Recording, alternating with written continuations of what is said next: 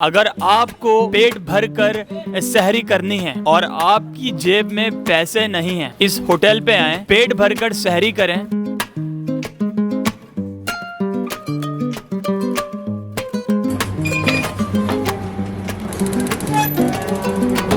आजकल के हालात देखते हुए इतनी महंगाई चल रही है, उसमें लोगों की जेब जवाब नहीं दे रही, अफोर्ड नहीं कर पा रहे हैं।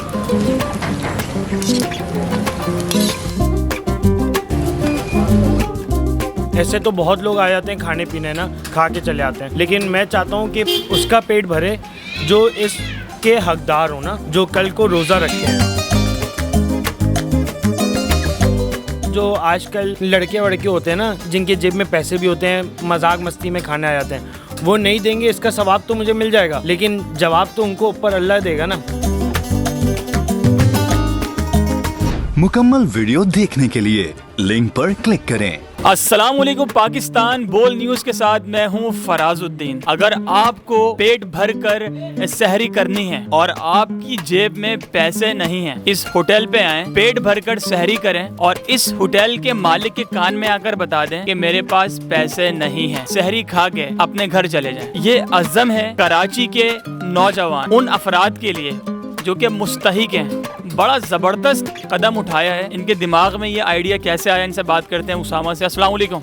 वालेकुम अस्सलाम फराज भाई। उसामा कैसे हैं आप? ठीक ठाक, आप सुनाएं क्या हाल चाल है? मैं बिल्कुल ठीक ठाक। उसामा माशाल्लाह, मैं सबसे पहले आपको बड़ा अप्रिशिएट करना चाहूँगा कि आपने जो सफ़ेद पोश अफराद के लिए कदम उठाया, बड़ा मुस्बत इकदाम है। ये आइडिया दिमाग में कैसे आया, ये बताइए। सर, ये आइडिया इस तरह से आया, आजकल के हालात देखते हुए इतनी महंगाई चल रही है, उसमें लोगों की जेब जवाब नहीं दे रही, अफोर्ड नहीं कर पा रहे हैं।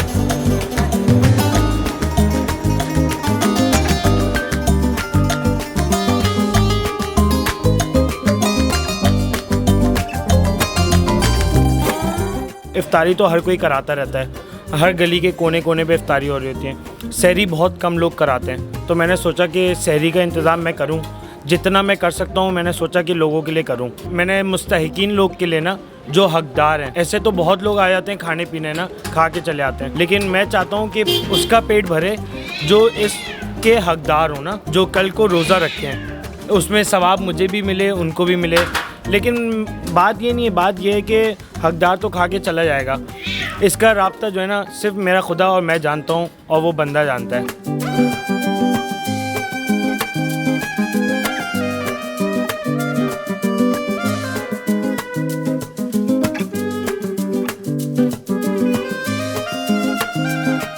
आप जो मेन्यू में सहरी में जो चीज़ें आप दे रहे हैं, जिसके आप पैसे नहीं लेंगे, तो उनमें क्या क्या चीज़ें शामिल हैं, क्या क्या चीज़ें आप फ्री में देंगे मुस्तहिकीन को? सर, जो चीज़ मेरे पास अवेलेबल होगा ना सर, मेरे होटल में बहुत कुछ अवेलेबल है। जैसे मेरा मेन्यू है, उसमें कैल्जोन है, पिज़्ज़ा ट्विस्ट है, स्मॉल पिज़्ज़े वगैरह हैं, पिज़्ज़ा से रिलेटेड काफ़ी कुछ है। फिर मेरे पास चीज़ पराठा, चिकन पराठा, आलू का पराठा, आलू चीज़, जो होगा ना मैं सब कुछ दूंगा सर। कोई पार्सल भी ले जाना चाहे ना तो उसको पार्सल भी दूंगा सर मैं। आपको पता कैसे चलेगा कि मिसाल के तौर पे एक शख्स यहाँ पर आके बैठता है, उसकी जेब में माल है, वो उस चीज़ के पैसे दे सकता है, लेकिन वो खा के फ्री में जा रहा है, तो आप इसमें फ़र्क कैसे करेंगे कि कौन इसका असल में हकदार है, कौन मुस्तहिक है और कौन मुस्तहिक नहीं है? सर, ये तो मैं और मेरा खुदा जानता है कि कौन मुस्तहिक है कौन नहीं है।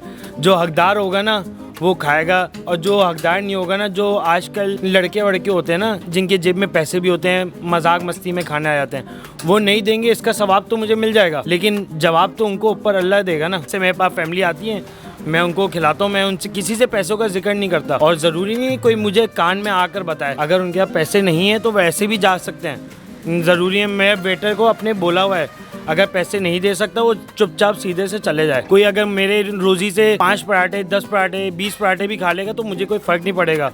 माशाल्लाह से काफ़ी अच्छा सेटअप चल रहा है हम लोग का, अल्हम्दुलिल्लाह।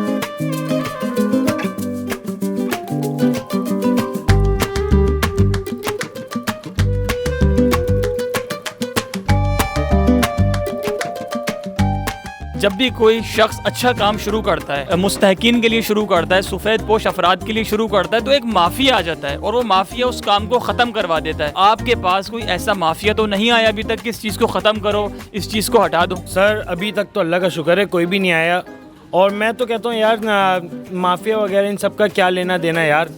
मेरे जेब से जा रहा है, किसी और की जेब से थोड़ी जा रहा है। कोई किसी गरीब का पेट भर जाएगा ना यार, सवाब भी मिलेगा, कोई गुनाह थोड़ी है। रोज़ाना की बुनियाद पर कितने मुस्तहकीन ऐसे आते हैं जिनको आप जो है फ्री में खिलाते हैं और वो पैसे नहीं देते? पहले तो 5-6 फैमिलीज आ रही थी मेरे पास ना, और 3-4 लड़के वड़के आ रहे थे, मतलब फैमिली वाले बड़ी एज के। लेकिन वीडियो वगैरह डलने के बाद 15-20 फैमिली आती हैं और फिर मैं उनको खिलाता हूँ। किसी से मैं सवाल जवाब नहीं करता, जो खा सकता है वो खाए, उनके पेट से हमारा पेट भरेगा, रोज़ी अल्लाह देने वाला है। नॉर्थ नाज़ाबाद इमाम क्लिनिक हॉस्पिटल है, उसके बिल्कुल बैक साइड वाली गली है, और मेरे होटल का नाम है बैठक होटल।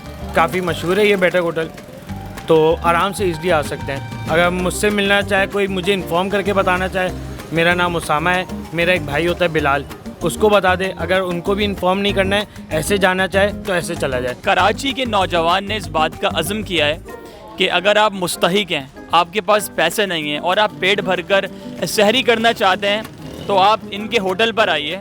इनके पास जो चीज़ें मेन्यू के अंदर मौजूद हैं ये आपको फ्री में खिलाएंगे, आपसे 1 रुपया भी नहीं लेंगे। आप इनके कान में आकर बताइए कि मैं पैसे नहीं दे सकता, मेरे पास पैसे नहीं हैं, और चुपचाप घर चले जाइए और रोज़ा रखिए। वेल जनाब, अगर आप भी इस होटल पे आके सहरी करना चाहते हैं तो नॉर्थ नाज़ाबाद में क्या हॉस्पिटल है सर? इमाम क्लिनिक हॉस्पिटल के बिल्कुल बैक साइड वाली गली है।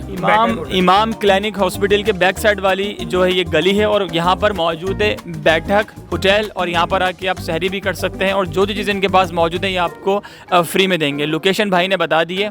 उम्मीद करता हूँ कि ये वीडियो और इनका ये काम, इनका ये मुस्बत इक़दाम और सफ़ेद पोश अफराद के लिए जो इन्होंने स्टेप लिया है बड़ा ज़बरदस्त है। अल्लाह पाक इनका अजर इनको दे, दुनिया आखिरत दोनों में कामयाबी अता फरमाए। उम्मीद करता हूँ कि आज का ये कंटेंट आपको बहुत अच्छा लगा होगा। अगर अच्छा लगा है तो आप अभी फ़ौरन बोल न्यूज़ को सब्सक्राइब करें, लाइक करें, कमेंट करें। मिलेंगे अगली दफ़ा एक नई वीडियो के साथ, नए पैगाम के साथ, नए लोगों के साथ, नई जगह के साथ। अपना बहुत सारा ख्याल रखिएगा। जब तक के लिए अल्लाह हाफिज़। तो नज़र आ रहा है सामने लिखा हुआ है जुल्म मिटने के लिए 2 चीज़ों से मिटेगा भाई। एक, अदल की कुर्सी पे जो लोग बैठते हैं ना, वो अदल के हिसाब से फैसले करने लगे। दूसरा, कौम निकल खड़ी है उस जुल्म के खिलाफ, तो जुल्म खत्म हो जाएगा। या इन दोनों में से कोई एक चीज हो जाए या दोनों हो जाए। अगर 420 का मुकदमा था, उस वक्त अदलिया में जो लोग बैठे हुए केस देख रहे थे वो पूछते ना, यार चीट हुआ कौन है? जब उनको दिखता कोई चीट नहीं हुआ, केस खत्म कर देते। तो जालिम जुल्म कर ही नहीं पाता। 9 जजेस ने नोट बिफोर किया मेरे केस को, यार 1.5 साल चला। शख्सी जमानत का केस, सेम केस इस्लामाबाद में कर दिया। एक ही इल्जाम पे 2 केस हो नहीं सकते भाई। मतलब 60 दिन का वक्त होता है, 102 दिन के बाद मैं जीत गया, केस बरी हो गया, 102 दिन के बाद अपील फाइल की, एक्सेप्ट कर ली। नहीं करते ना एक्सेप्ट, खत्म हो जाता ना जुल्म यार। भरी अदालत में मुझे बरी कर दिया, फिर पता नहीं क्या हुआ, 2.5 घंटे बाद का नोट बिफोर, मैं नहीं सुनता ये केस। खड़े रहते अपने फैसले, मिट जाता जुल्म। अल्लाह ताला ने बिठाया इस कुर्सी, इन कुर्सियों पे इनको यार, ये अल्लाह ताला की तरफ से फैसले करने हैं। तो या तो ये फैसले आएंगे, जुल्म मिट जाएगा, या कौम खड़ी हो जाएगी जुल्म के खिलाफ।